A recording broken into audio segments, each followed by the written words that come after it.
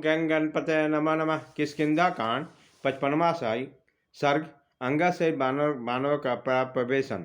हनुमान जी का वचन विनययुक्त, धर्मानुकूल और स्वामी के प्रति सम्मान से युक्त था।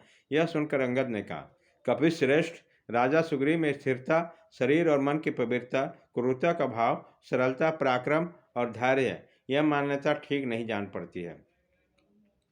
जिसने अपने बड़े भाई की जीते जी उनकी प्यारी महारानी को, जो धर्मतः उनकी माता के समान थी, कुत्सित भावना से ग्रहण किया, वह धर्म को जानता है, ये कैसे कहा जा सकता है। जिस दुरात्मा ने युद्ध के लिए जाते हुए अपने भाई के द्वारा बिल के रक्षा कार्य में नियुक्त होकर पत्थर से उसका मुंह बंद कर दिया, वह कैसे धर्मज्ञ माना जा सकता है। जिन्होंने सत्य का साक्षी देकर उसका हाथ पकड़ा और पहले ही कार्य सिद्ध कर दिया, उन महान श्री भगवान श्री राम को ही जब उसने भुला दिया, तब दूसरे किसका उपकार को वो याद रख सकता है। जिसके धर्म अधर्म के भय का डर नहीं, लक्ष्मण की भय से भीत हो, हम लोगों को सीता का खोज के लिए भेजा है, उसके धर्म की संभावना कैसे हो सकती है।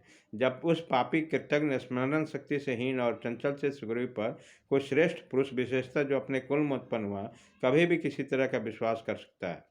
अपना पुत्र गुणवान हो या गुणहीन, उसी को राज पर बैठाना चाहिए। ऐसा धारण रखने वाला सुग्रीव मुझे शत्रु काल में उत्पन्न हुए बालक को कैसे जीवित रहने देगा। सुग्रीव से अलग रहने का जो मेरे गूढ़ विचार था, वह आज प्रकट हो गया। साथ ही उसके आज्ञा का पालन न करने के कारण मैं अपराधी भी हूँ। इतना ही नहीं, मेरी शक्ति छीन हो गई, मैं अनाथ के समान दुर्बल हूँ। ऐसी दशा में किसकितना में जाकर कैसे जीवित रह सकूंगा। सुग्रीव सठ, हूढ़, क्रूर और निर्दयी है। वो राज के लिए मुझे गुप्त रूप से दंड देगा अथवा सदा के लिए मुझे बंधन में डाल देगा।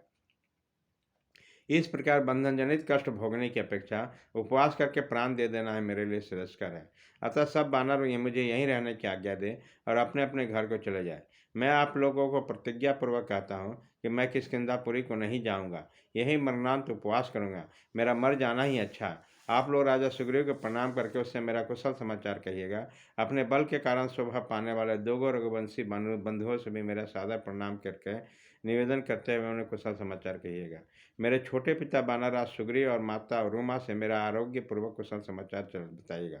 मेरे माता तारा को भी धैर्य बनाइएगा, वो बेचारे स्वभाव से दयालु और पुत्र पर प्रेम रखने वाली है। यहाँ मेरे नष्ट होने का समाचार सुनकर निश्चय अपने प्राण त्याग देगी। इतना कहकर अंगद ने सभी बड़े बूढ़े बानरों को प्रणाम किया और धरती पर कुश बिछाकर उदास मुंह से रोते रोते मरणांत उपवास के लिए बैठ गए। उनके इस प्रकार बैठने पर सभी श्रेष्ठ बानर रोने लगे और दुखी होकर नेत्रों से गरम गरम आंसू बहाने लगे। सुग्रीव की निंदा, बाली की प्रशंसा करते हुए उन सबने अंगद को सबों से घेरकर आमरण उपवास करने का निश्चय किया। बाली कुमार के वचनों पर विचार करके उन बानर श्रेष्ठों ने मरना ही उचित समझा और मृत्यु की इच्छा से आगमन करके समुद्र के तट पर दक्षिणाग्र कुश बिछाकर सबका सब पूर्वाभिमुख होकर बैठ गए।